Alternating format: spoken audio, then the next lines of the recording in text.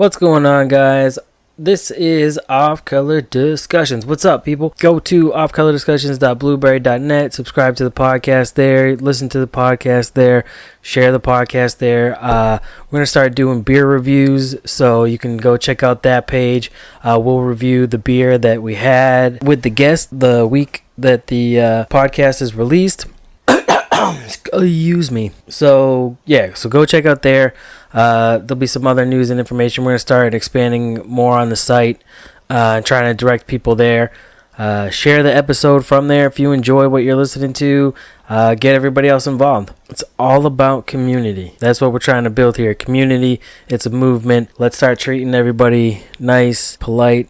As Aubrey Marcus says, treat them like they are you. So let's do that and work together to grow this thing and your thing if you're interested. If you're an artist of any genre of music and would like to have your song featured, hit us up on Facebook, message us at OC Discussions, or email us ocdiscussions@gmail.com. And if we like it, we'll put it on there.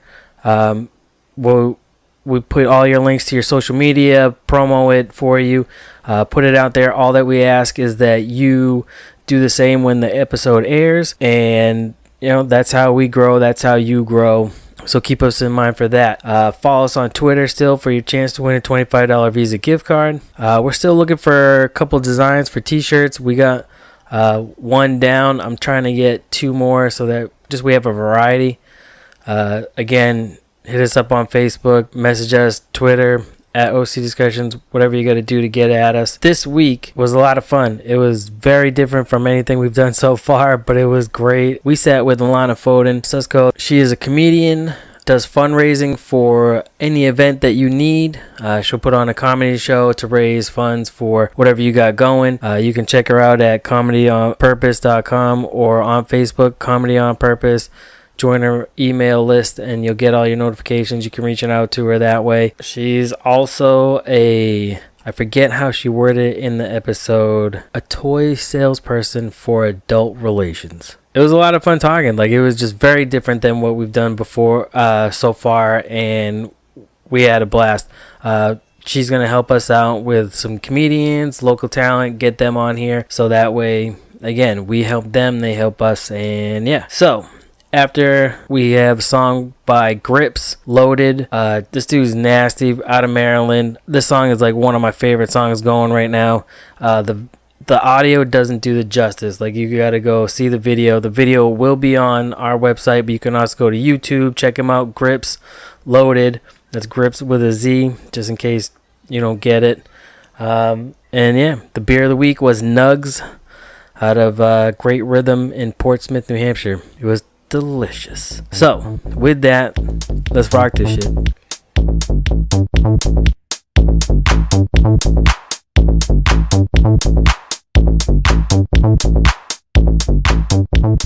I plan to go back to smoking when I'm 75. I'm gonna grow my own tobacco. Yeah, I feel like if I'm 75 by then, I should just do whatever I want. Yeah, at this point, at this point it's a win. What else do you have to lose? At 75, yeah. I really enjoyed it, and I missed it that much, so it's a goal. The fact that still lingers in your mind when you hit 75, you're like, you know what, fuck it. I'm just going to have a cigarette. I'm going to garden now. Well, I'm going to grow my own, though. I want it to be natural. Oh. No pesticides. No chemicals, no tar, no... right. All natural. Mm-hmm. I will say I love the smell of pipe tobacco. Oh, my God. I'm not a huge cigar guy. I've never really smoked cigars. I don't mind the smell of good ones, but pipe tobacco, there's something about pipe tobacco that just smells so good. Mm-hmm. Never would smoke it though. No, it reminds me of my grandfather. I feel like you have to be a certain age to smoke it. Almost like I feel with scotch, you have and bourbon. Yeah, you have to hit an age to start, because it's a distinguished. All right, I'm here now. That's the upper echelon of men. At least what for pipe and scotch, I feel like you have to be at least above 40 to go. All right, I can drink this now. Because, you're not mixing it in a glass. It's all expensive stuff. You're not, I just want this, 1/4 inch thick, sip it while I drown out everything that's going on. Yeah, my grandmother was a big Dewar's fan. She said it cures what ails you. What? We found it under her bathroom sink, under her kitchen sink, under her bed. It cleans everything too. She lived till 92, so I'd say yeah. You know, I tried to have a drink of it at her funeral, and I couldn't drink it, and my girlfriend couldn't either, and we both kind of admitted that we poured it into the plant. And then when I went back a month later, like, I think everyone poured it into the plant because that plant had died.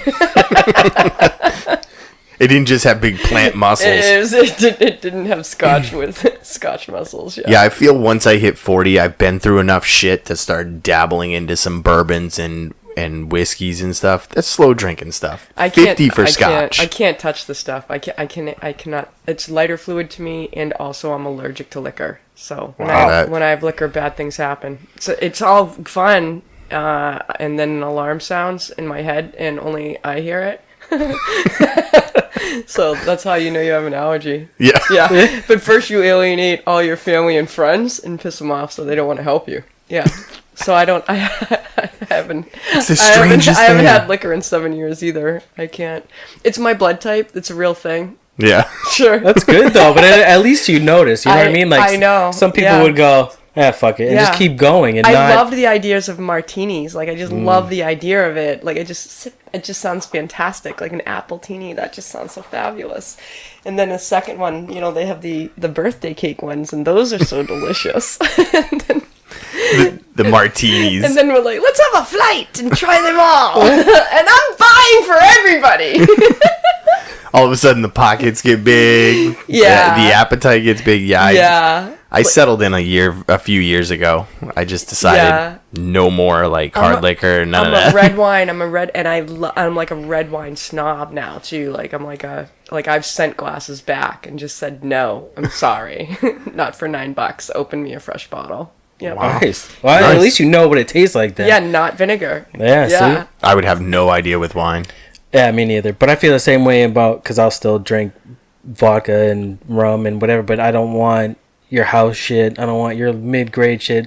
If I'm paying for it, give me the top shelf shit. That way I can wake up tomorrow after having 5 and not feel like I had 5. That's the way I feel about champagne. So I'm not supposed to have champagne, truthfully, because of my blood type, but I love it, so I drink it. Yeah, but not the shit. And I don't know, what's that, Barefoot? Supposedly they got all these awards.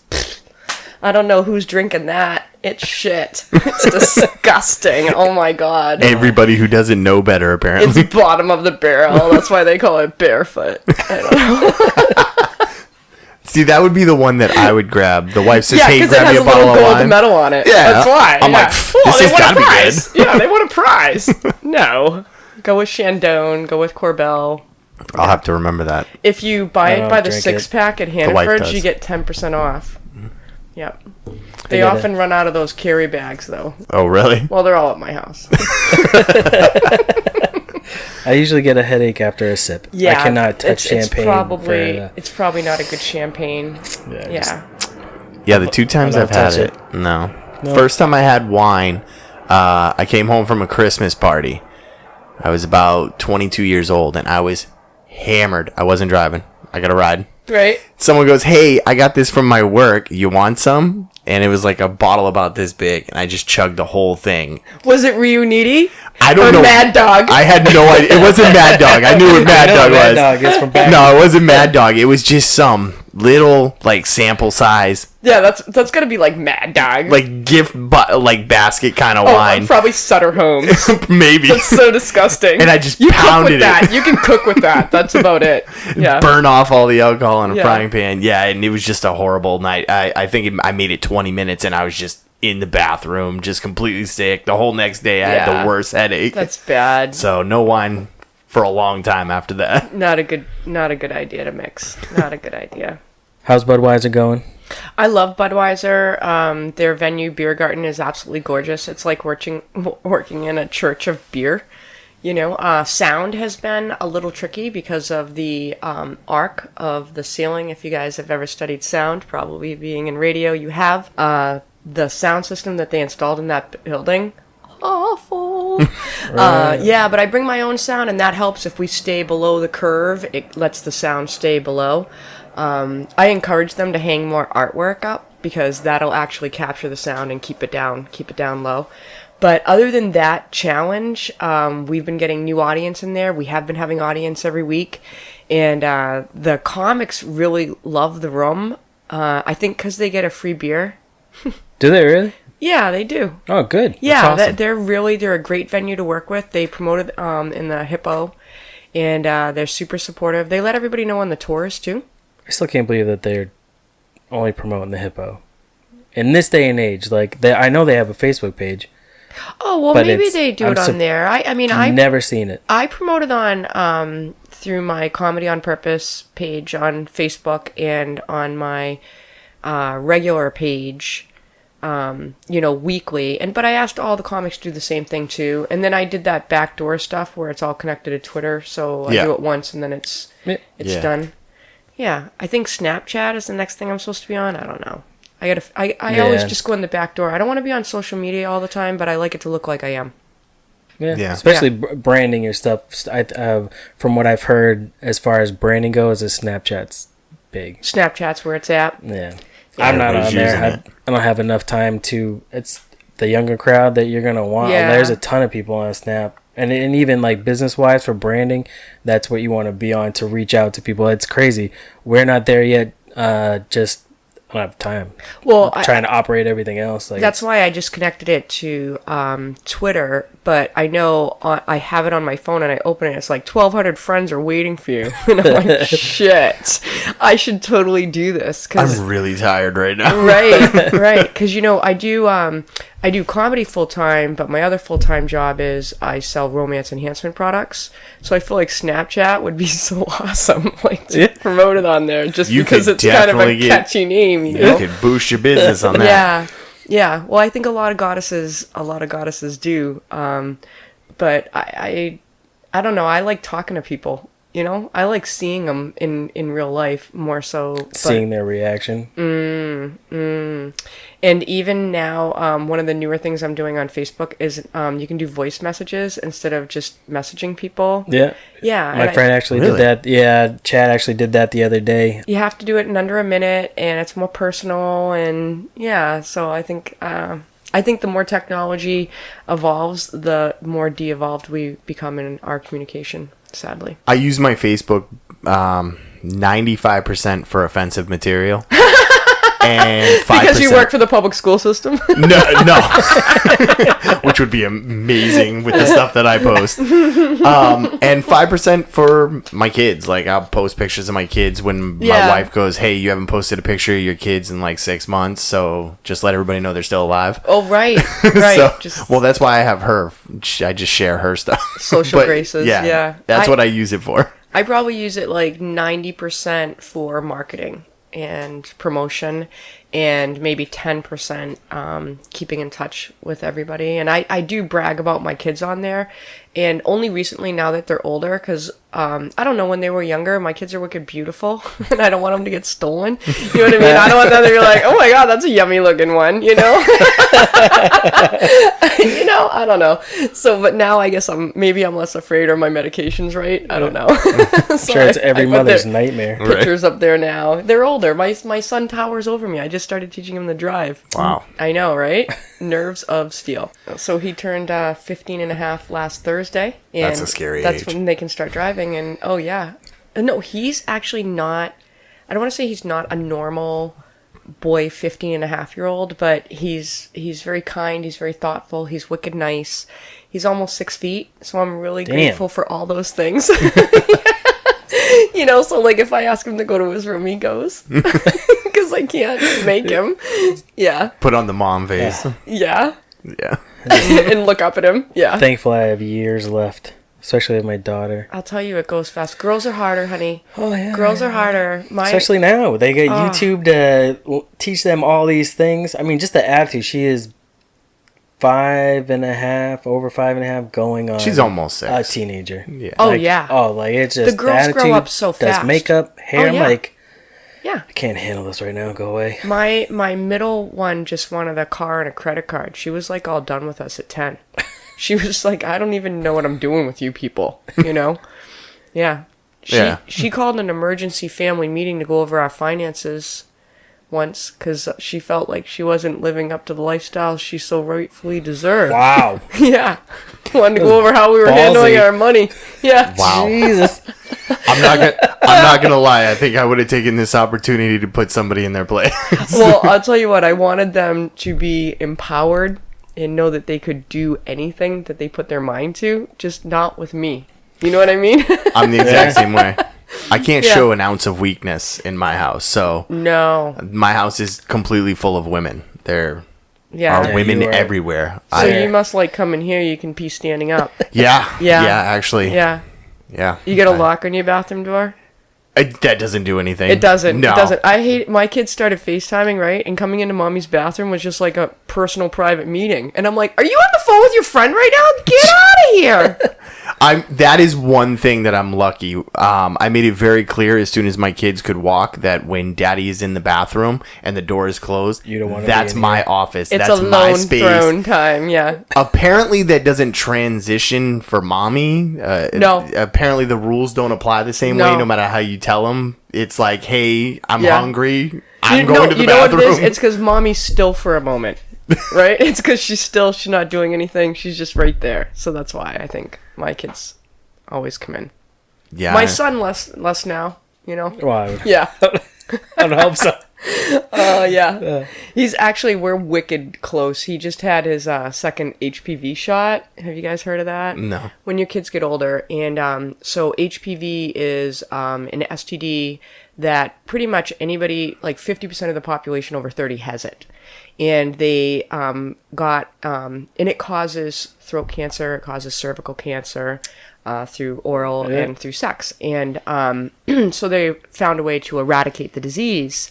And they started with shots for girls, which really pissed me off because they decided to only treat half the population and test it for about 6-7 years. This will piss you off if you have girls. So they just recently started the inoculation for boys, and my son just had his second one. Well, when they get this, they cannot have sexual activity for 1 year. So they wanted to treat my daughters when they were 10 years old. Wow. So I had to talk to my daughter and say, you need to promise me that you're not going to, have sex if, for 1 year. And she goes, I promise, I just don't want a shot. So my daughter did not actually get her shot until she was 15. I wanted to wait because when they first come out with these, then they're like, oh, we didn't have it exactly right. It worked fine on the monkey. Yeah. So my son just had his second one today, and same thing. I have to have the conversation. You can't have sexual activity. And I said, and I hope when you do, you wait, until it's with the right person that you really care about. And he goes, yeah, I was thinking like 21, 22. And I go, that's an awesome age. Win. Thank you. And then, he had sex ed in school, and I go, what do you think about it? And he goes, it's disgusting. And I go, well, someday I think you're going to feel a little differently. And he's like, doubt it. And then I went for gold, and I'm like, well, Nathan, when you do have sex with another girl, are you going to tell me? And he goes, duh, you're my mom. That's awesome. That he I think so too. And I thought that was look at the generation that we have, because I don't know about you guys, but I didn't talk to my parents about sex. Nope. No. And in talking with my friends, they think it's really cool, but my older friends have the same relationship with their sons and with their now my daughter. Of course, I've been selling sex toys for 14 years, so my kids kind of grew up with it. But my oldest daughter, I remember her wanting to get a hotel room for prom and stay, with everybody partying and everything. And I just said, look, are you intimate with your boyfriend? And she goes, I'm not comfortable with this conversation. And I go, okay, well, because I don't care about the hotel room. I care about a lot of people getting together and drinking or somebody getting hurt. If you're having sex, use a condom, Yeah. Yeah. Sex is just not do the it, worst right? thing Yeah. that can happen to our kids these days, Yeah. I sound like such a hippie, like make love, not war, but my kids kind of grew up with it, so I'm glad that they're, for the most part, pretty comfortable with themselves and their bodies and self-respecting and Yeah. That's good. Yeah. How did you get into comedy? So Out of all things. I got into comedy. It was always my dream to be a comedian. You know, I love making people laugh. I loved it. Loved it with my friends. I'm a good storyteller, but terrified of public speaking, like terrified. I remember getting called to the front of the classroom and literally blacking out and waking up in the next grade. Jesus. Yeah, real fear. And Yeah, that's me. yeah, and the first time I had to speak publicly, I didn't know what was going to happen, and then it happened, and like my throat closed up, and I could hear my heart pounding in my ears, and my eyes started water, and my nose started to run. Basically, I'm crying, and the judge reduced my fine. So that worked out in my favor really well. And but years later, I had hit about, I guess, you know, my 30, and I was like, I'm just so unhappy. I'm not doing what I set out to do in my life. I'm 30 years old. I'm not doing what I'm supposed to be doing. And I decided to go after comedy, but I didn't know how. And I went to a sex toy party, and I saw the woman presenting and thought, oh my God, this is perfect. I can practice in small groups and get paid.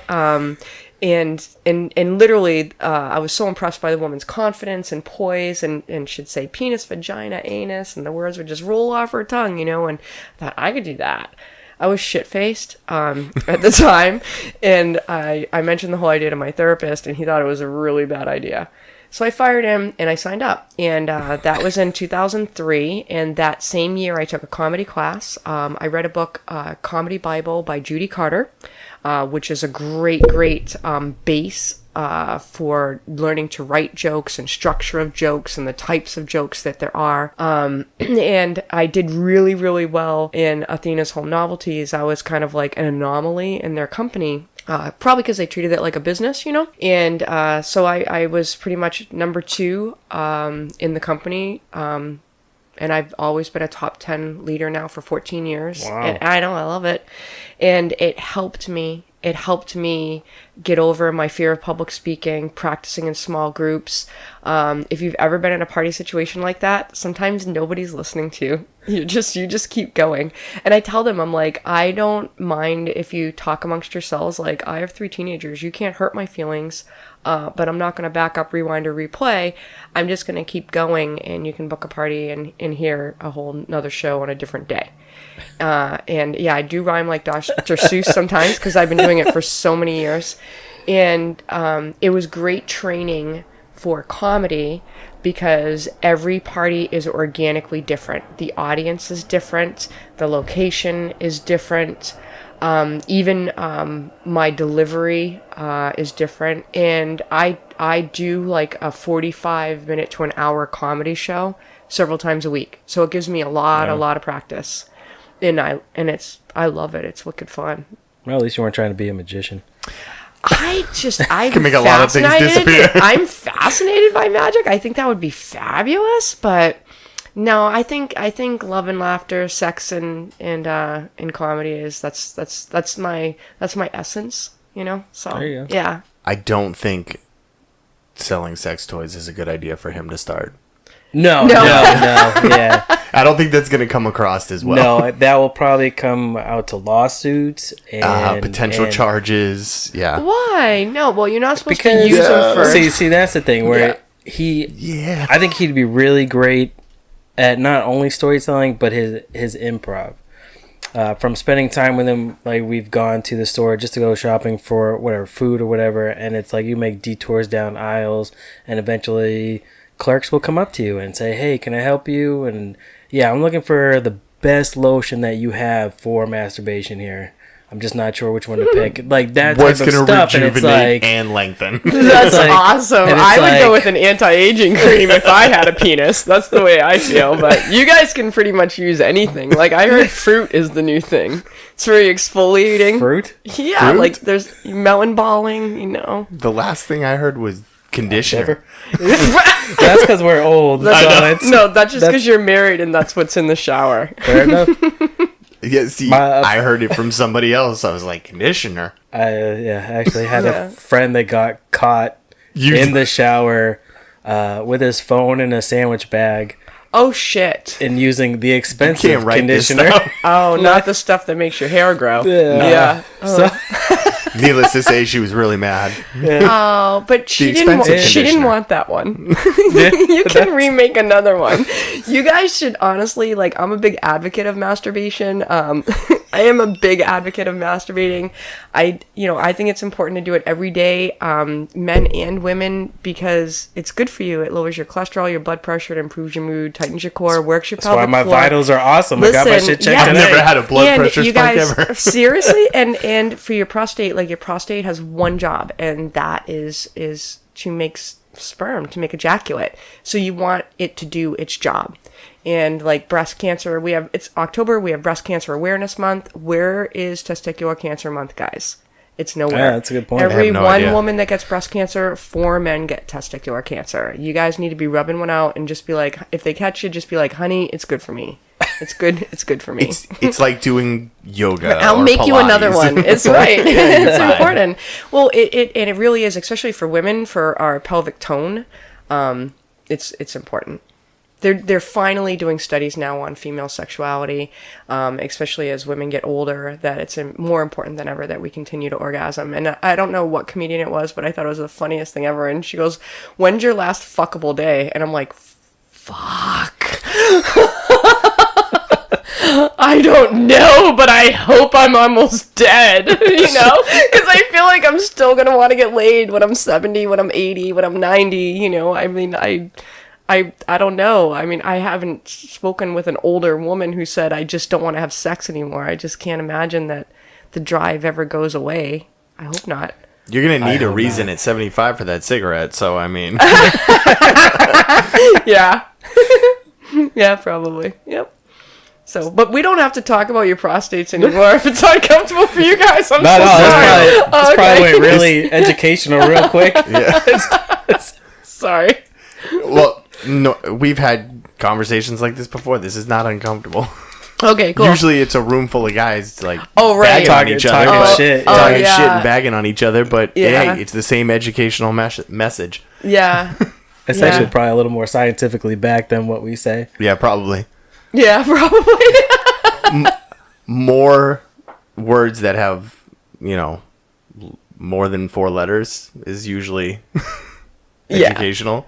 Well, like, if I was a guy, like, so my dad is a prostate cancer survivor, and I know several men who've had prostate cancer, and there's so much awareness for women in breast cancer, and there's nothing for you guys, and that's wrong. And there's only 2 tests to find out if you have prostate cancer, and one's a blood test that's not very accurate. It's your PSA readings, and they need to drastically change from reading to reading, and it can be a marker.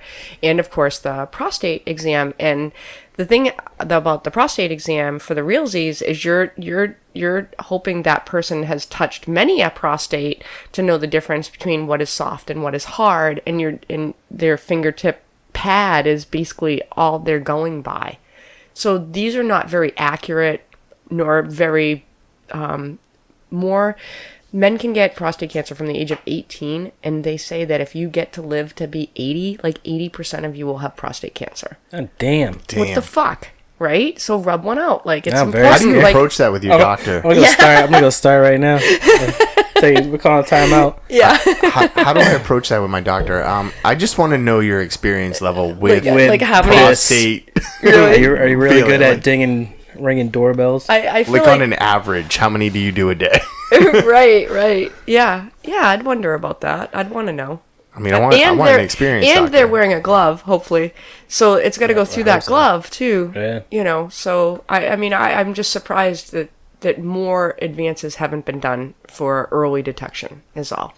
Where women, we have, so much awareness, and you guys, like, if I was to create awareness, I would do a blue rope on soap, because I just think that's funny. And you know what? I'd put a lot of anti-aging lotion in there. A lot of aloe. A lot of aloe, vitamin E. And I'd do like a juicy flavor, Yeah. Nice aroma. Yeah, like something happy, like a happy fragrance. Wouldn't it be fun to have a fragrance that kind of shifted over time, like an everlasting gobstopper? If it started with like one fragrance, but it kind of took you through the day, so you could feel like probably like you were masturbating longer. Yeah, it would be like a virtual longer feeling of masturbation, starting with like maybe cutting grass, you know, and then maybe like, I don't know, like a turkey club, and then then shame, and which always goes really well with dark chocolate. Nice finisher, right? A little bit there. of whipped cream. Yeah. There we go. It's perfect. So, Jesus Christ. You know what? I got to high five that. That was brilliant. That was a nice tag. Nice tag on that. So, your friend who wants to get into comedy, like, I love comedy. I love everything about it. I love studying it. I'll take the subject off of sex for now.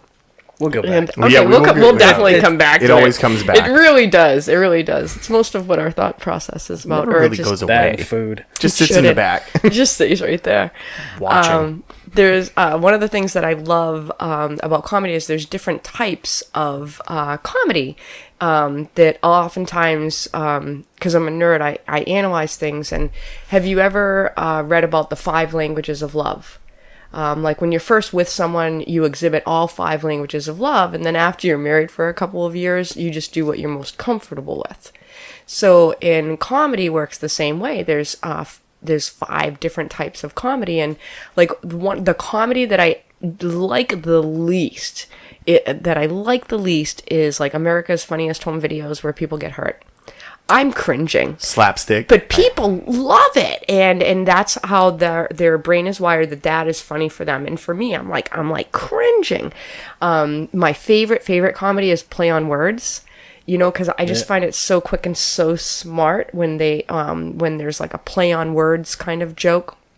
Or there's the take you by surprise joke where the comic will take you one way and say 2 things and then say the unexpected. One of my favorite new jokes is what do you call an older woman who likes younger men?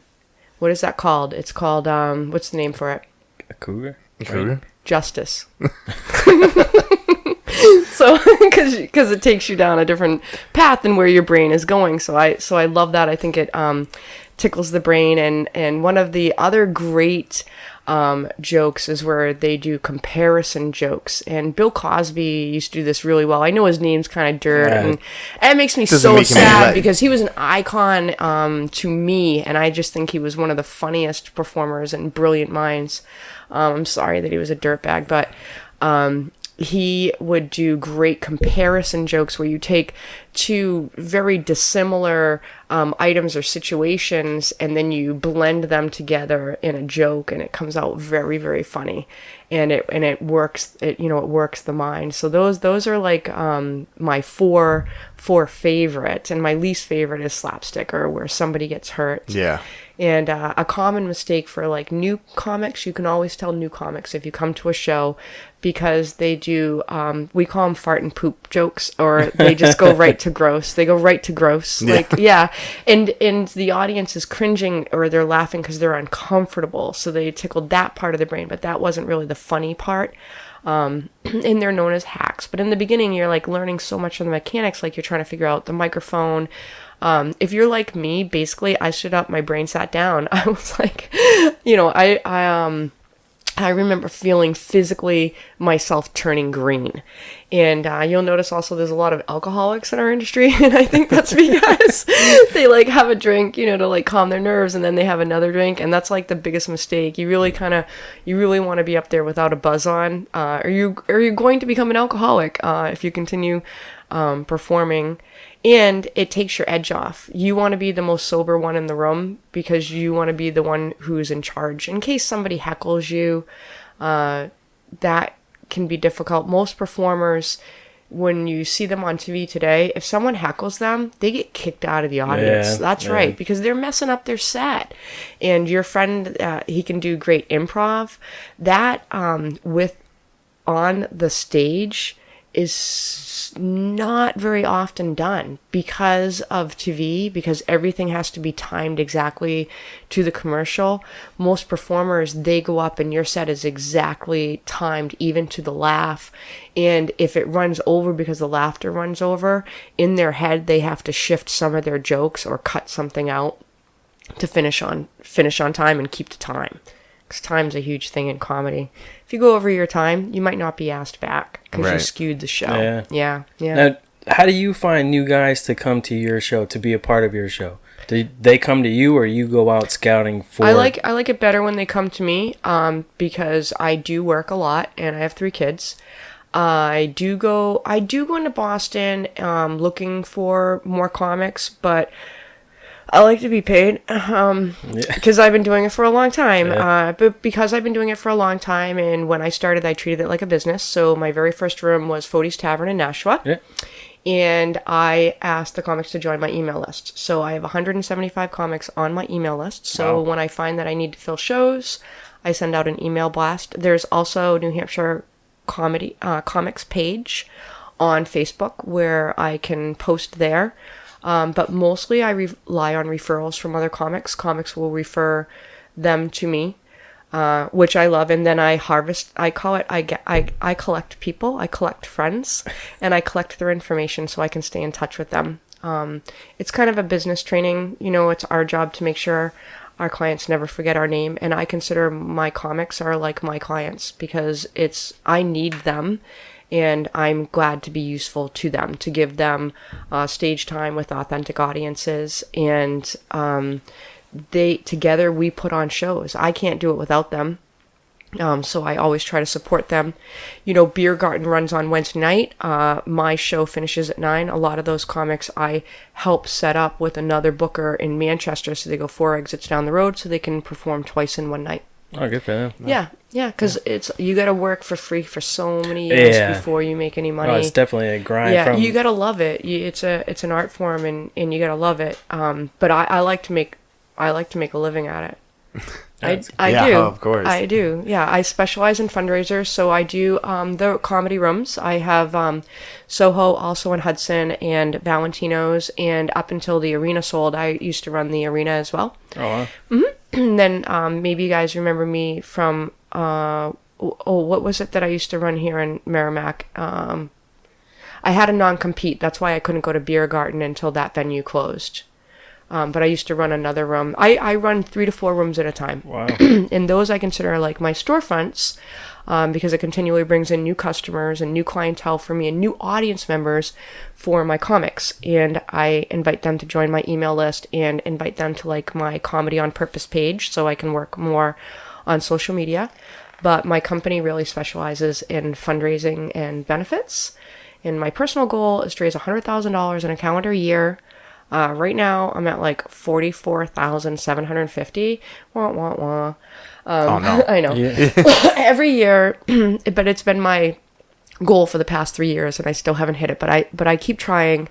Those are my favorite to do because when you get to work with organizations and groups of people who raise money for charities, like the Easter Seals for the Hilarity for Charity, the VFWs, the Knights of Columbus, these people, I don't want to say like they're better than average people, but literally from the stage you can see the glow of humanity. Like, how some people vibrate at a higher level and like they bring the room up, and some people vibrate at a lower level and you can't wait to get away from them, or you need a drink to be around them. It's almost like you're high from being around, and I love working with groups. I've been fundraising since 2009.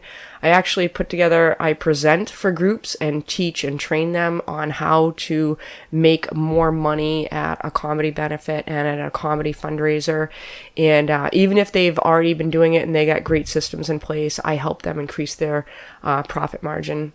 Oh, nice. Yeah, and I love it. It's fun. I'm working with actually a high school senior who's doing it as her school project, and she's doing a fundraiser for her younger siblings' 8th grade school trip. And this will be the 4th year in a row that I've worked with them to go to Washington, D.C. And it was her mom that I worked with, but now she's passing it on to her daughter.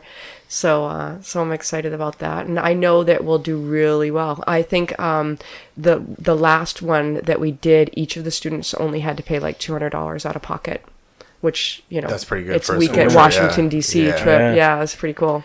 I wish New Hampshire had more of a comedy scene. I mean, I know they got like headlines I'm doing in my Nashua. best. I'm doing my best. I heard. Wow, way to I knock heard her down on her No, it's workout. No, it's No, all right. She's been It's, hustling out it's here. okay. No, Yeah. nothing I've been to do with I've her. been told I'm comedy queen, New Hampshire comedy queen. Nice. So you know, I am trying.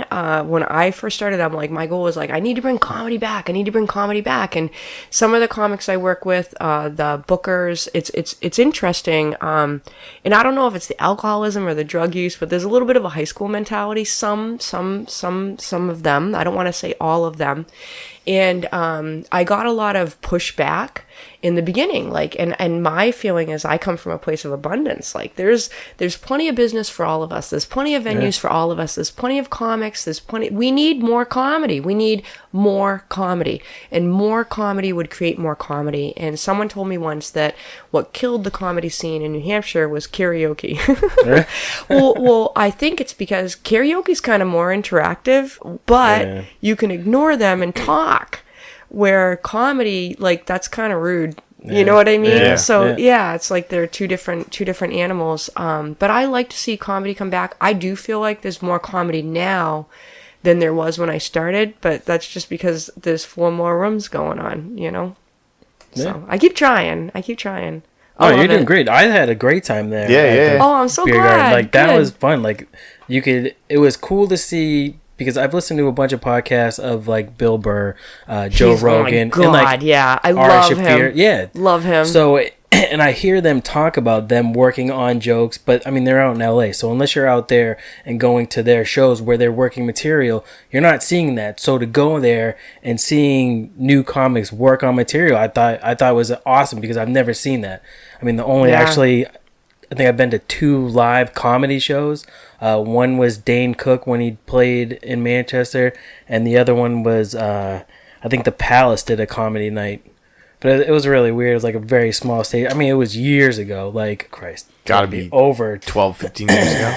Yeah. Probably about I 15. don't even think the Palace does that kind of stuff anymore. I don't know that I think I went to the Palace years ago, and I think it was like one of those, like, you won 20 comedy passes for you and all your best friends and the spaghetti dinner, and and I did. I think I brought like 20 friends, and it was okay. The pasta was overcooked. You know? I don't really remember the comedy, but I've always loved comedy, and just love making people laugh. I think it's such a gift, and also, you know, when we laugh, it does raise our vibrational energy, and it does for the people around us. So it is a gift, and yeah, you can't do it when you die. Yeah, you can only do it while you're alive. Can you? You said you've known for a long time that that's what you wanted to do. Yeah, Do you remember a comic or something that just sparked that for you young? Like, was there one comedian that you saw that was like, this is what I want to do? I wanted to be an actress, but my brothers told me I was too ugly, so I just figured, comedy, you know. Yeah. Well, no, it's fine. As siblings, I just always thought it was a gift, and I love reading bios. Like, I've read Robin Williams' bio and Born Standing Up. Now I'm gonna brain fart on his name, but my friends and I used to sit around and listen to it was Bill Cosby that I grew, and I just thought he was the greatest, because 1, he was clean, and 2, he was universal. Meaning you could take his humor from country to country, to economic situation, to, you know what I mean? It was so universal, and that made it so smart and so brilliant. And I do believe that a lot of my comedy is very much influenced by him, where I do a lot of more storytelling, more of the truth, and for the most part, I'm squeaky clean. I've performed for priests. Really? Yeah, I didn't like it. Yeah. It's so uncomfortable. I sweated the whole time. I was, because I grew up with my dad going, Jesus Christ and God damn it, so I had to say cheese and rice, and gosh darn it, it was so hard, because that's not my dad. He'd never say that shit. Yeah. I've been a huge fan of stand-up comedy since I was really, really young. I remember watching through Event when I was a kid. My dad watching, I forget which, show it was, but a George Carlin that he had on VHS. Oh, I love George Carlin too. He used to watch all the time. We could use George Carlin now. I saw him live. I think Did you? Yeah. I think the show was That'd be actually awesome. the seven deadly words. Like that was the first thing I remember seeing, and just him rattle off those words was just like, this is so funny. And then I got busted for listening through the vent. Oh. You shouldn't laugh when watching something in secret. Right. That's awesome. But yeah, like that was the first time I really saw like a comedian on stage. And then as I got older, I found, the older stuff. Pryor, Robin Williams, more Carlin, like all that stuff. But that was kind of like, I've always been a fan since that. So I didn't know if you had that one comedian I always did, but I honest to God, I just didn't have the confidence or the self-esteem. And when I was younger, it was like, it was a dream, but it was like, it's never going to happen. It's not going to happen. So I never really shot that hard for it. My other dream was to be a mom. That was kind of my goal. My mom couldn't stand it either, because my mom was like the breadwinner, and she's like, you don't have to just be a housewife. And I'm like, I want to be a mom. So it wasn't until I got older and I realized that I just wasn't fulfilled. I wanted more. I wanted to do more. I wanted to be brave, basically. I had a life-changing, very, like, you stop and you look at your life and you go, fuck. And so after that, I decided I was just going to go for it, and I just didn't let the fear hold me back, and I was looking for a way, and I just kind of stepped into it, and I got braver, and I just recently got interviewed by my company, and they're like, what would you tell a new person coming in? And I'm like, you look back at yourself 15 years later, and you're like, who the hell was that person? Because I was very shy, very quiet. And I've been told now I'm kind of intimidating, which cracks me up because I'm a corn dog. But it's comedy will change you. Public speaking will change you. Having it just changes you, but for the good. For the good. Yeah. So I couldn't ever imagine it when I was younger, but when I did decide to finally do it, I did Toastmasters too for a while. Oh, yeah, that's terrifying. Yeah. Those people are terrifying. You know who was in my class? Fritz Witherby. Really? What a stuck up. He's kind of stuck up. He was like, he invited me to go to one of his private group things and everything, but he told me I had to change my outfit. Perv. Right? Yeah. Dude, what the fuck? I know. Like, what? Sketchy motherfucker. I mean, I think I dressed nicely. Yeah. Yeah, you did that night. Yeah, I don't know what night that was, but I don't think maybe it was your first one? No, No, it wasn't the first one. It was the weekend or the week after they had their big open house. Yeah. That Budweiser did their big open house. You were wearing a white dress with like beige pumps. No. Oh, I don't know. She's like, wait a minute, I do have that outfit. Probably. I wouldn't be recently though, because it's after Labor Day. Yeah. When did I start there? I know when. My other venue closed on April 15th. April 15th was our last show there, Pacific Fusion. That was them. Oh, yeah. Loved working for Joe. They did comedy there? Yeah. Yeah, I had no idea. Thank you. I would have gone there. Yep, that was Wednesday nights. And then, I kind of joked that, because I live on comedy and I live on sex toys. And I'm like, oh, shit, I'm going to need another venue. I got to replace that income. And literally, I went one week and then started at the Beer Garden. So we started at the Beer Garden at the beginning of May. Oh, so definitely not. When was? We went in July, I think. Yeah, it was right after Anheuser-Busch did, they had an open house that weekend. They had... they still don't have a sign, though. No. You know why they don't have a sign, though? Probably not allowed to. It's an ordinance, yeah. Stupid town. Yeah, that doesn't make any sense at all. They can't even put an A-frame sign out front. Yeah, that's like $100 a day fine or something like that. Really? Yeah, that's Jesus. what they say in Hudson. Don't they have a sign that says like a little sign at the bottom of their Budweiser that says the Beer Garden, and that's open. it? Yeah, that's it. I think it's on hooks too, so they can take it on and off when somebody complains. I don't know. The state's coming by. Take it down. I think it's good that the lights are off. I'm like, you can have a few beers, and then when you leave, it just looks like you're an employee. Yeah. Yeah. Yeah. They should just advertise more though. Like if they're really only doing the hippo, we had no idea. The only reason why we knew you guys were doing comedy there that night is because my friend was there that weekend. Oh, awesome. And then messaged us that Wednesday and was like, "Hey, they're doing comedy at here. You guys want to go?" All right, yeah, man, let's go. Fucking check it out. Because Yeah. I wanted to look for comedians to come on and talk. Like, I'll set you up we're with big into comedians. comedy. I'll send you a great list of comedians, and you have several right here in New Hampshire. This isn't far to travel, and it's good practice. And you know, if you ever put together like a little bit of a if you wanted to, like a formula with your comics where they had a minute to do do 5 minutes of their material, they love that because it gives them a chance to practice. Could easily let them run it. Yeah. We're actually working on something with a artist that's going to be coming in next month. Yeah. We're gonna record everything, but we're gonna try and do a Facebook Live thing let him do one of his songs that sounds while awesome. he's in here. So I mean, if that goes well, we could probably do that. the same thing. Let me know. And I'm supposed to. I'm so far behind because of social media. You know, my customers are like, I wish you would like do that as a little blurb that I could send to my friend, like a little like live feed and stuff like that. But I'm really afraid, like when I show a dildo and do a little live feed on Facebook, like I'm gonna go to Facebook jail. You know.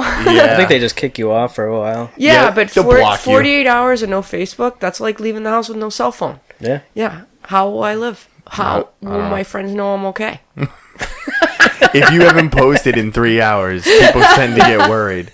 Yeah, right? Are you okay? Yeah. Can you imagine? I got in trouble. The friend that I want to do comedy, he's not very reliable when it comes to answering his phone or returning calls Or texts, showing up, anything. So I mean, He's a creative soul. yeah. So goes if to I work. really He's like most comedians already. Yeah. so if Awesome, I really need his opinion on something, I'll message his wife. But I That's just go, hey, I can't get a hold of you, man.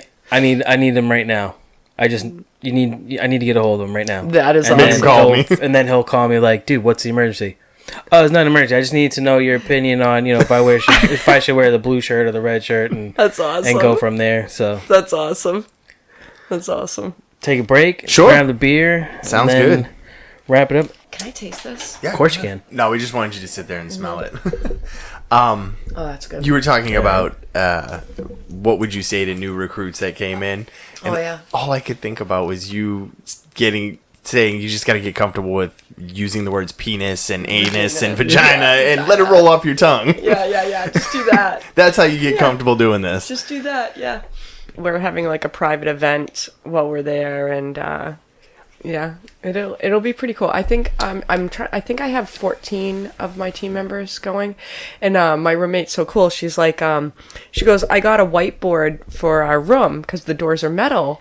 And I go, I said, I'm not on the hunt. I kind of have a guy right now. And she goes, oh no, that's just for masturbating. And I go, oh my God, that's awesome. I'm like, oh, that's awesome. Okay. All right. So it's out there. I'm more of a morning person.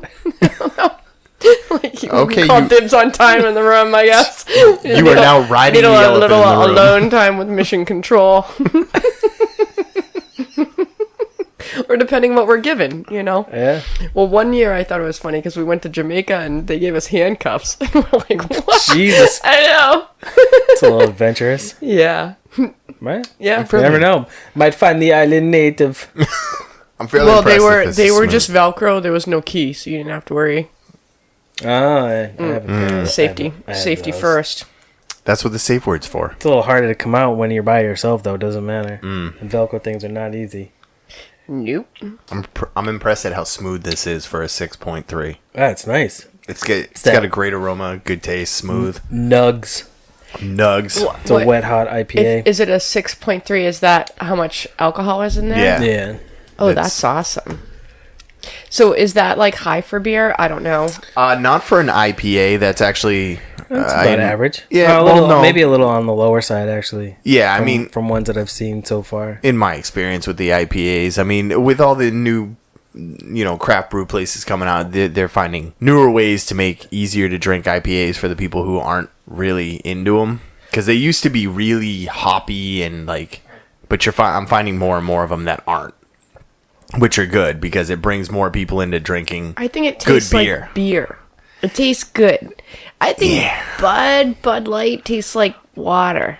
Oh, I mean, I can't afford to drink my favorite beer all the time. at 4-pack for a good a good price. It's like, and one of them is like, okay, I think I'm going to bed. Something. Yeah, they're pretty high. Shout out to Abel Ebenezer, Victory and Defeat. Delicious stuff. Delicious. No, this stuff's pretty good. I had their squeeze also, which is had a tangerine / grapefruit flavor. I'm a fan of tangerine. Me too, but it was alright. It was a little too fruity. Kind of. You get that grapefruit, man. Like, see, that's my problem. I can drink it if I don't know it's there. As soon as you tell me it's there, it sets off that sensor that goes, I don't like grapefruit. I hate grapefruit. So it's like, no, I don't wanna. Resin. Yeah, I think it's resin. It's not a bad beer, but it's a grapefruit beer. Like, it has that in it. So you go to sip, like, the first time I'm like, wow, it's actually clean. It's a crisp. It's got a nice taste. He goes, yeah, that's the grapefruit. I'm done. All right, well, it was nice knowing you. Peace out. I just couldn't finish it. It's just, I don't like grapefruit, and don't tell me that it's there. It's like when you were a kid and your parents tell you, oh, no, it's fine, just eat it, and then you're like, oh, this was really good. What is it? Oh, that had onions and peppers in it. How'd you like that shit?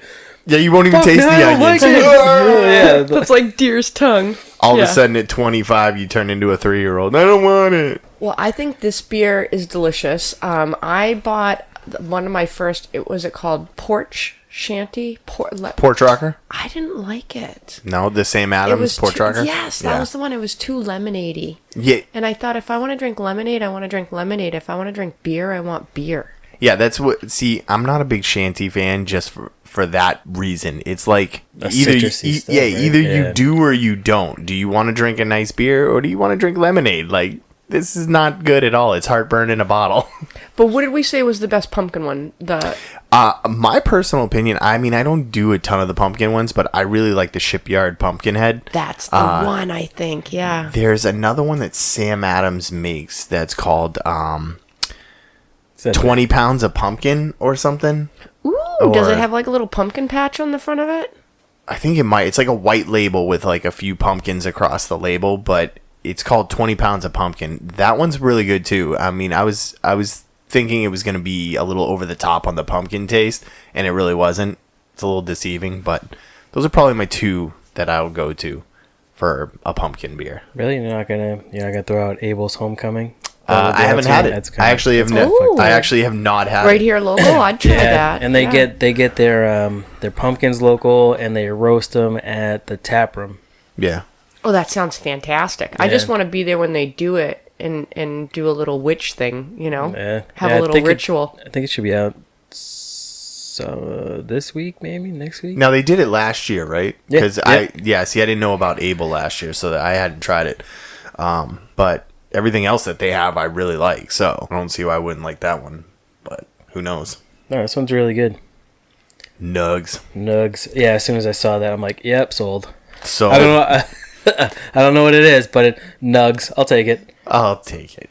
Well, it almost looks like they have like little, is that hops? Yeah. And then, but they almost made the hops look like peace, right? Like a peace sign. Actually, I didn't even see that before. Yeah, it's kind of a little bit, kind of makes you think like it's kind of like peace. We need some. Yeah, I like the colors. I think it would be fun to design like beer cans or, wine bottles. That's like Henniker Brewing. They have a bunch of like original artwork ones of like their people. I'd have to bring up a picture to show you. Like, it's like Hop Slinger. They have, it's like a soldier or whatever, like an old school. Oh, that sounds cool. Like Union soldier, but it's done like, I don't even know how to say like the style, but they have their own style artwork on a few of their cans, and they get good stuff. Although some of their stuff is really hoppy, but yeah, some still of it's really kind of strong. tasty. Yeah. But I mean, the ones that I've had are sit and kind of sip. You're not gonna drink through those like some other beers that you'd have. Yeah, see, I think that's why I drink Budweiser and not just IPAs all the time, because if I'm gonna have an IPA, because it keeps you hydrated, because it's 99% water. It's just easier to drink through a longer period of time than 6 double IPAs at 8 point something. You're gonna get either going to bed real quick or... It's so true. I think Mick Light, Mick Ultra was the beer that I used to drink years ago before quitting smoking, and I can remember my friends and my husband making fun of me and being like, you're just drinking flavored water. And now I like to do that to other people. My wife used to drink the same thing in her early 20s, like 21 to probably 20. It was, you know what it was? It was freaking Weight Watchers. Yeah. That's why. They ruined it for everybody. They started taking calories out of beer. Yeah. And flavor. She's a super beer snob. Like, she went on she didn't drink a ton for a few years. When she did, it was wine. She, would experience, try new wine. She liked to do that. And then mix drinks for a little while. But now she's on a beer kick. Like, for the last couple of years, she wants to try anything new, whether she likes it or doesn't like it. But that sounds fabulous. Yeah. She won't take it out. She won't drink it out of a can. It has to either be poured into a glass, be on draft, or in a bottle. Like, if it's in a can, she's not going to touch it. Oh. So, and I bought her some pretty expensive beers, and she's like, nah, pour it in a glass or I won't try it. So, but I've always been a big fan of beers, so that was one of the things that I wanted to kind of incorporate, because especially with the brewing, boom around here. Like, yeah, there really is a brewing boom. Yeah, everybody's doing it now. How many years ago was it that you could brew your own? You could make your own and then private label it. And I grew up. My dad used to make beer, and I had my part to play in the assembly line with all my siblings. And when you make your own beer, it can be pretty volatile. Oh, that's some of Henniker's those artwork are gorgeous. They use. Yeah. Oh, I like it. Yeah, see, I think that would be fun. It's very cartoony. It's very retro. My dad used to make his own beer in this big tub in our kitchen, and then I remember once going to see my uncles, and my dad was drinking, and we heard these explosions, and we thought we were getting shot at, and he started freaking out, but it was because the beer bottles had exploded in the back, and it was like gunshots, going off. Yeah, lay down! I gotta get us out of here! My stepfather made wine the first year, probably like 2 years ago now. 3 years ago, when we first moved back up from Pennsylvania for Thanksgiving, he was making like apple wine and grape wine from the yard and stuff. Yeah. And he gave my father-in-law apple wine, which is fine, but he didn't let it sit enough before he bottled it. So my father-in-law gets it, goes home, puts it on his little shelf on his counter with the rest of them that he has, goes to bed. All you hear is BAM! Comes in, it's all exploded. over everything. So he tells us, we tell him. He's like, man, he must have shook it up or something. Like, no, he didn't shake it up. You might want to check your shit just so you know. And then, no lie, he fucking had to go off in his house, and it's like, yeah, we told you. It's a magic to it. I used to be the bottle capper, and my dad had an old fashioned. Yeah, oh, really? I would nice. be the I would be the capper. Yeah. That's awesome. Yeah, that's a supervisor position right there. It kind of is. Well, I was one of the only girls, so I needed a special job. Yeah, keep me out of trouble. Yep, we used to test it too. When you test it, that's when there's a lot of love in it, I've been told. So, and we had a code word for it. It was dippa, because we were just little. We didn't talk properly. We just asked for beer. Dippa. Would get beer. That's how it started. And my mom said that actually she used to drink beer because it would help her milk let down. This is true. The doctor would say, just have a little beer before you nurse. And I'm like, all of this explains so much. Alcohol cured everything back in the day. It really kind of did. Teething. Give him a little whiskey. Yeah. Everybody's grandfather at some point did that. He's like, just give them some whiskey. They'll be fine. Yeah, if you give it to them when they're young, they won't want it when they're older. Yeah. Yeah. I don't know how true that is. My sister's fiance brews, and he's got quite the little setup, but I'm really hoping that he'll send me some soon. Chad. That's a hint. If you hear this. Chad. Send me some beer. We'll have it on the show. Yeah. So. You have until Christmas. Happy Christmas. I've been really trying to get him to send me something, but I don't know how that works. So you can. I mean, you can get beer in the Mug Club, and you can like get beer shipped to you. Right, but I don't know how that works. Just make sure you package that shit properly. Put insurance on it. That would really make like a great amazing. gift too. Yeah. Like to get like a beer of the month. I think that would that would be the gift that keeps on giving. That's actually what started my love of trying different beers. Because, like I said, I was in my 20s. It was nothing but Budweiser. Like that was what was around. You just all the didn't time. know any better, right? I didn't know any better. Your brain is not fully formed until you're 25. Yeah. Yeah. So that's why you shouldn't sleep with young men until they're 25. I try not to. Excellent. I don't know, man. These teachers.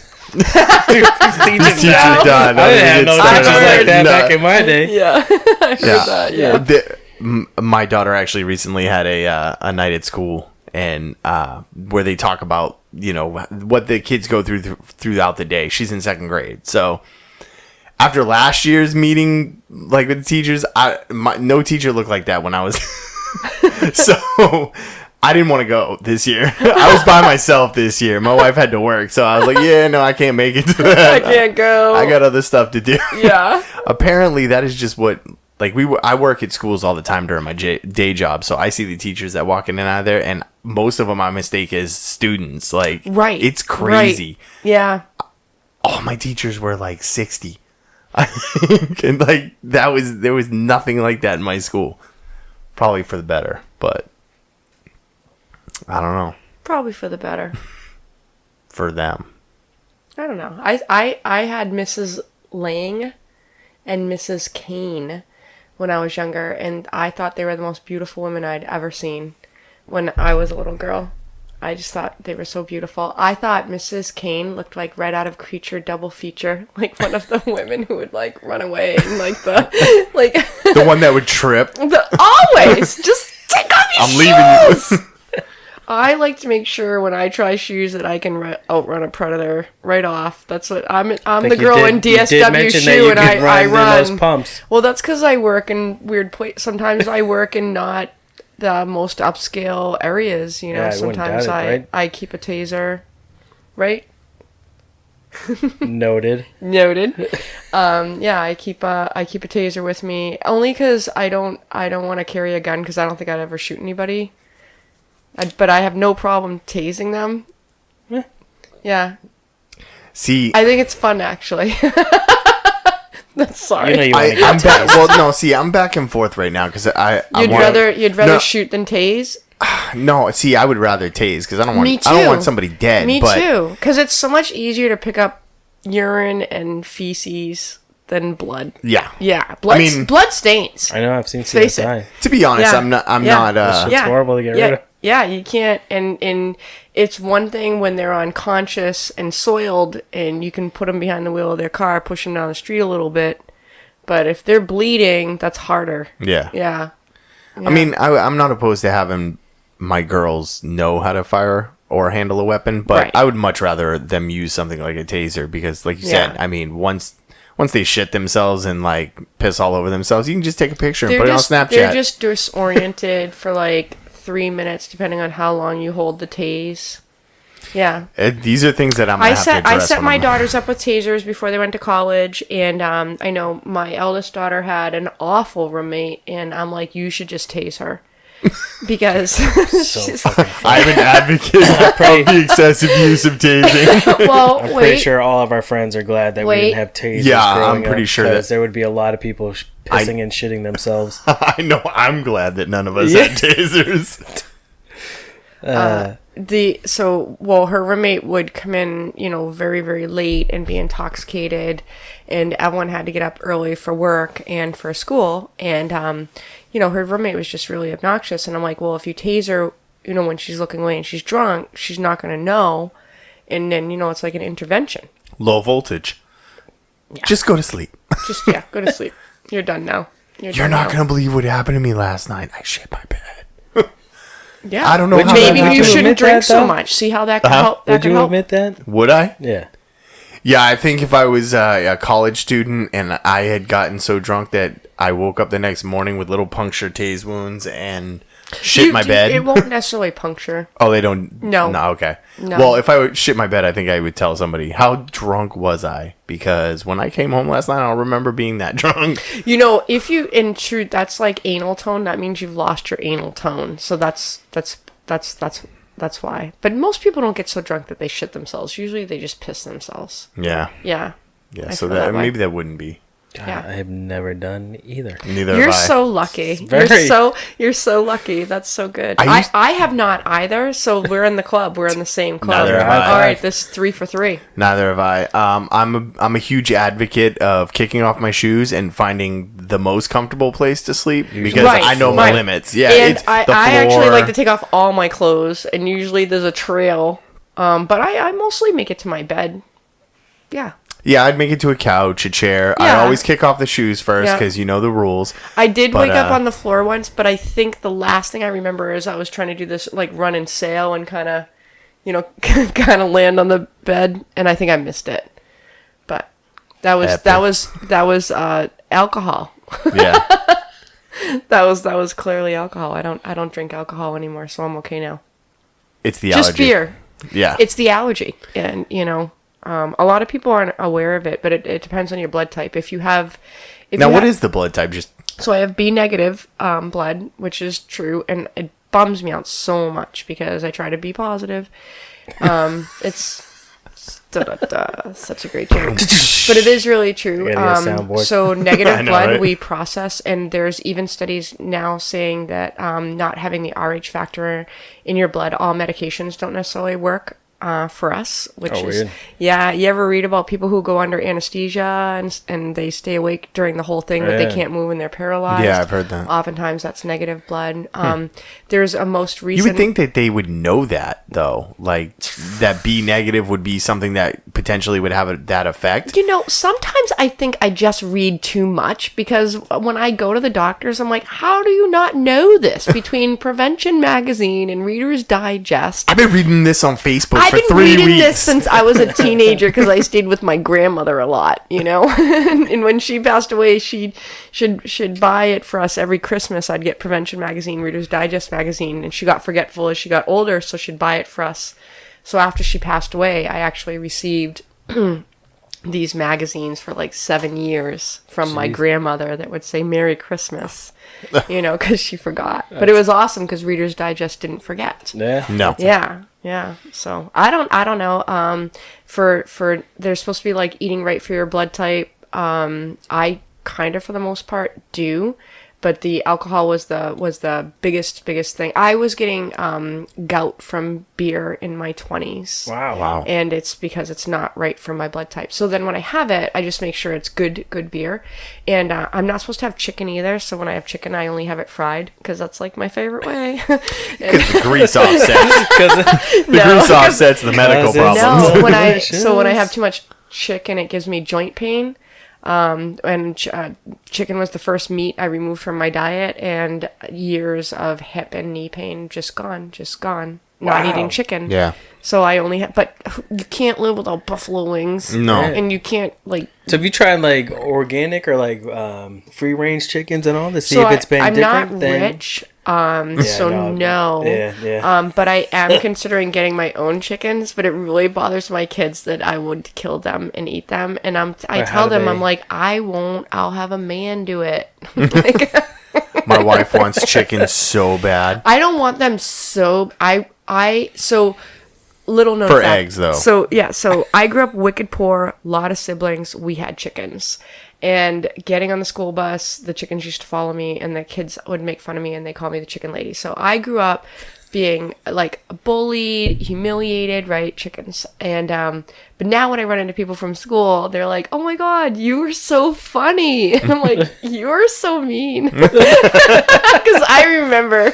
But I remember how this went. so rubber chickens, that's kind of my thing. That's my mascot in comedy. It's my mascot in with my goddesses on my team. I give them a rubber chicken and I say this to remind you that it's okay to be afraid and to be a chicken, but sometimes you got to rock it out with your cock out, and you gotta so everyone gets a rubber chicken, and I give them away in different promotions and stuff like that because it reminds me of like who I was and where I came from, and also rubber chickens are funny. Yeah. Yeah. They are fun. When I die, I quintessential, want everyone who attends to get a rubber chicken, but they need to earn it. They need to like tell a story or a joke or do a scavenger hunt. And I want to be clutching one because I think that's funny. But I just want a picture of me because I am going to donate my body to science. But I still want to. Just choking a chicken in death? Just looking dead. I think though I want to look good dead, so I should have this picture done soon. But you have goals for 75 though. You want to pick back up smoking. I want to live to be 100. I'd like to do 3 digits. Like I feel good about that. But Only 75 is only to get smoking again. Yeah. I feel like if I'm still wanting to have sex, I'm probably functioning pretty Yeah. well. Yeah. Well, nowadays, I mean, people are living to 100 no problem. Thank God. Yeah. But are they fucking? Science. That's the Yeah, question. that's the key. Because are you really living if you're not fucking? Right. Yeah. And it's too bad if they're See? not, because it's supposed to get easier to orgasm like as you get older. Like the skin on your face gets thinner and the skin in your delicates gets thinner, so the nerve endings are closer to the surface, so it's supposed to get better. We have that to I look did not forward know to. that. Shit. I work with a bunch of old ladies. And I have to see that tomorrow, and all I'm gonna be like thinking is like They're thinner walls. I'm gonna drink more tonight so I forget this conversation, or at least as part of it. See, when was their last fuckable day? I don't want to know. That is not anything. That's so I need to sad. know. You can't even ask them. That's an HR nightmare. Yeah.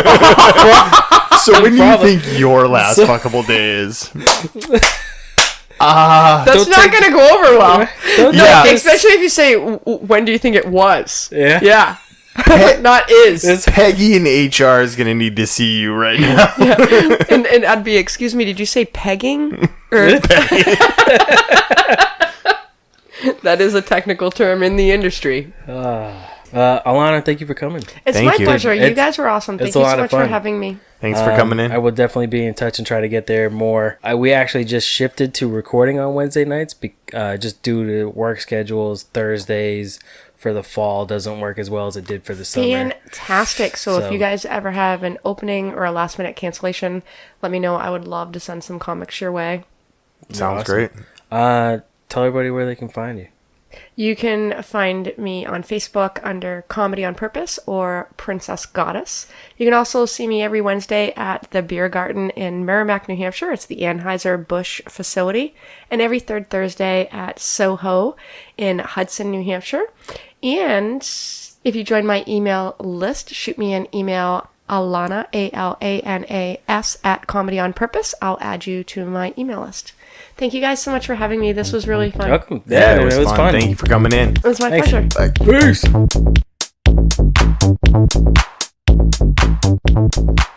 And there it is, everybody. Alana, Foden, Susko. Get at her at Facebook for all your comedy and adult toy needs. It was a lot of fun. We're gonna have her back on eventually. We enjoyed it. I think that's probably the most off color that we've gotten so far. Like I said, song up, grips, songs loaded. Check it out, man. Go find him on YouTube. He's blowing up quick. Like, he's got some hot shit. See you guys next week. Should be the conclusion of Troy or something else. I'm not, sometimes life happens. You plan for one thing and shit changes, but it is what it is. Now, grips. Loaded. Got guns too. You don't have rocket launcher. You don't have rocket launcher. Blow your whole house up. Blow your whole car up. You fucking faggot.